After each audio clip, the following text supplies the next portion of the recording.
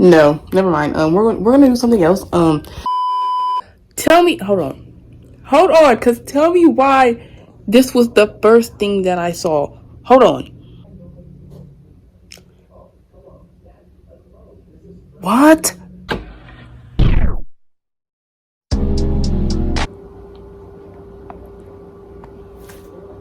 Happy New Year! Hello, everybody. I know it looks like I've been in y'all yet again, but I didn't. I got sick for like 2 weeks, and I couldn't film videos. I couldn't even go to class.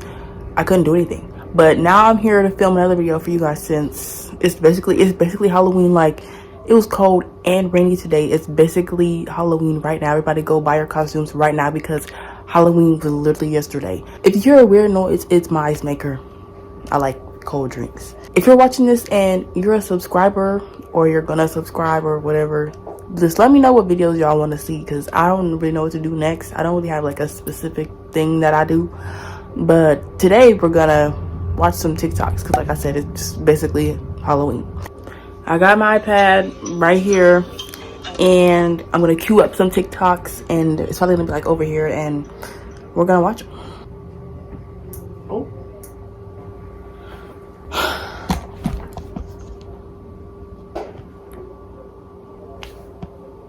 Not to turn it off. It was already getting weird. Like, what? Why are you making that popping noise? Anyway, we're gonna look up scary on TikTok and go from there.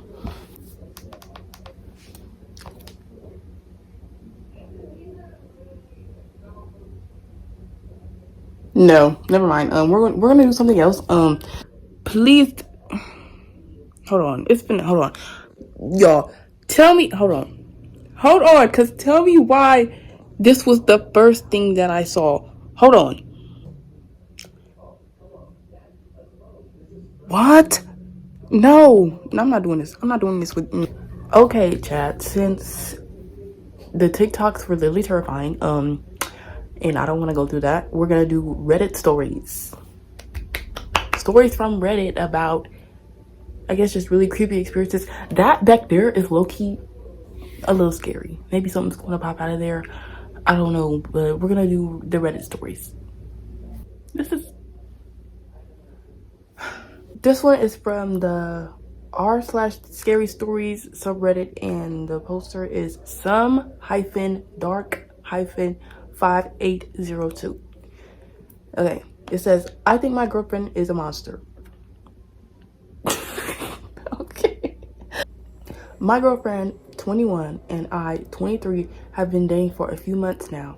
We both bonded over the great outdoors, guns, and big trucks. When I first met her, there wasn't much to say about how cute she was. Add that with the fact that she knew how to handle a gun and drove a truck with one hand on some dirt, uneven trails. She's perfect, honestly. But I've begun to notice that some odd stuff as things started. I've been out of school for a long time, hold on. But I've begun to notice some odd stuff as things started to settle down after the high of our new relationship. She barely spoke about her parents or any family members, never even got to learn where she was from or, to be specific, the exact location. All I got was the usual I flocked from the Midwest. She said it with a chuckle, like she had just told a great joke, and gave me this look with twinkle in her eyes that suggested she didn't want to talk about it anymore. So I dropped it, like I always did. Flock? Like a bird? Her residence wasn't the only thing that bothered me. She also didn't seem to sleep, from what I know. Well, she does sleep, or at least I think she does, because there are times when I'd be sleeping and just wake up in the middle of the night and see her in bed next to me, reading a book or sitting in the dark. And she seems to be fine in the morning. No bags, no fatigue, just a full face of energy that's ready to take the day by storm. Honestly, I don't know how she does it. Oh yeah, there's also the dogs and cats thing. She hates pets with a passion. For some reason, when I suggest a puppy for our shared apartment, she quickly shuts down the idea. But I guess the hatred was mutual because every dog and cat that we encountered growled, hissed, snarled, and barked at her.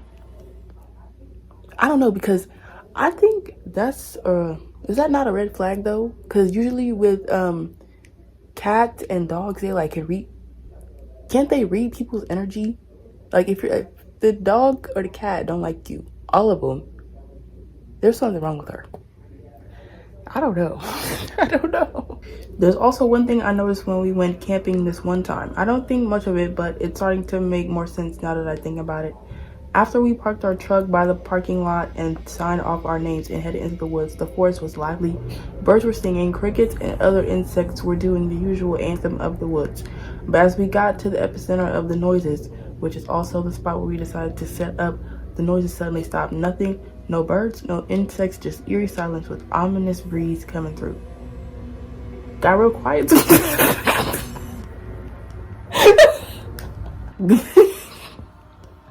Got real quiet suddenly, didn't it? I said. But what she said next threw me off completely. That's just what happens when I'm around.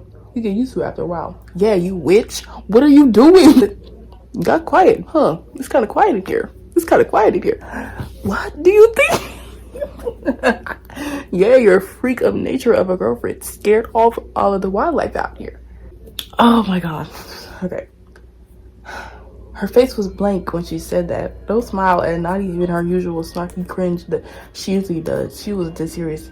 I never really thought about it much at first, but I've been online recently and have seen multiple videos about skinwalker,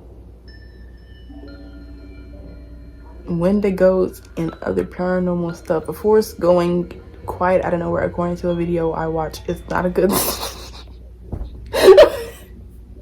it's not a good sign. It then got me thinking, was something in the area where we were, or was the woods reacting to her? I'm still on the edge looking at her with that smile that I've come to find disturbing recently. I'll update as soon as I find out more. Girl, this is an episode of Phineas and Ferb. I could have came up with this and it probably would have been better.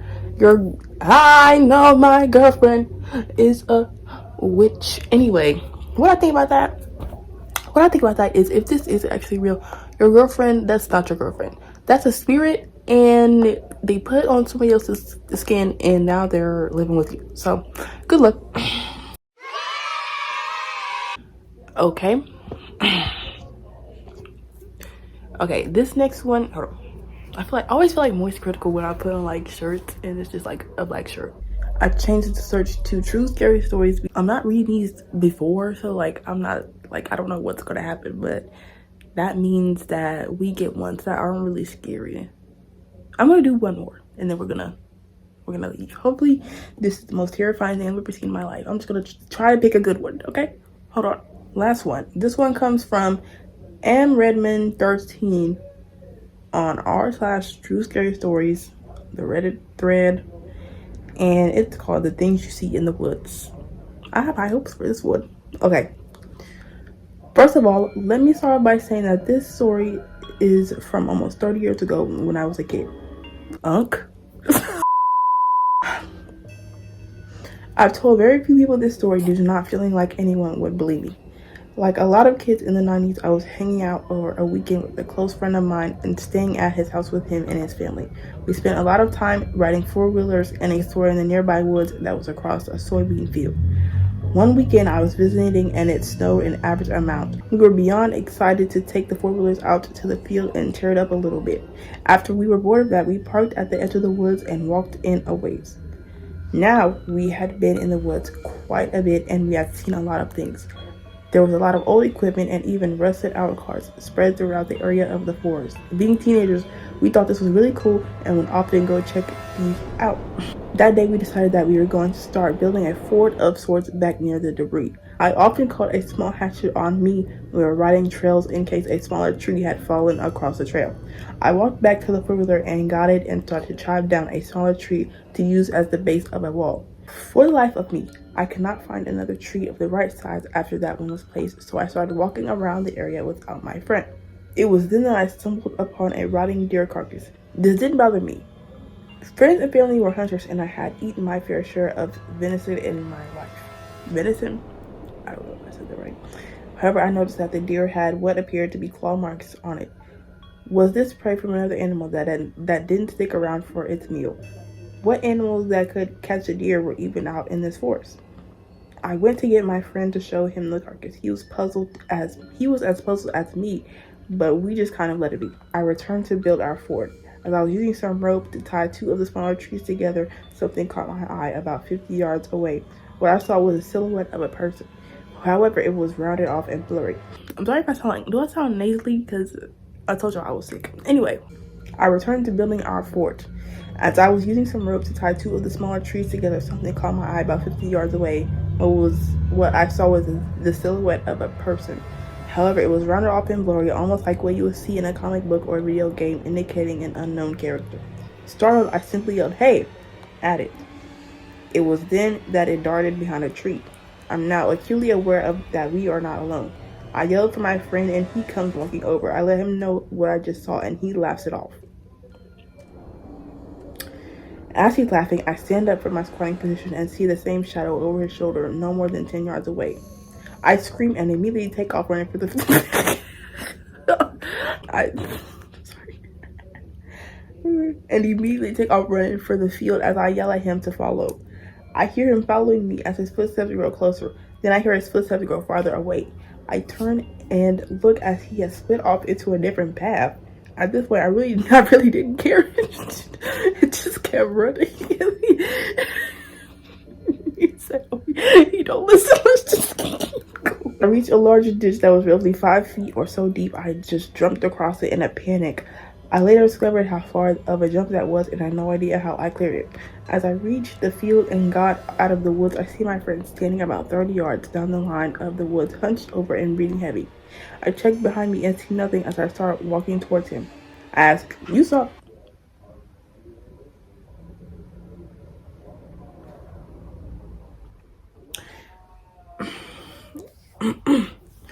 "You saw that, right?" To which he responds, "Why do you think I'm out of breath?" We jump on the four-wheelers and head back to his house, not saying a word. When we get back, I asked him what he saw because I wanted to know if it was the same thing I saw.